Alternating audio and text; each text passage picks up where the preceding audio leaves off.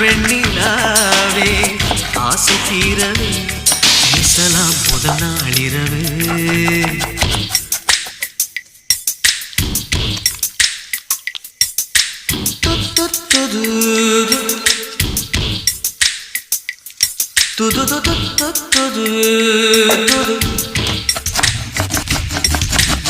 ஏனம்மா உன்னை நேசிக்கவும் அன்பை வாசிக்கவும் எங்கள் காத்திருக்கு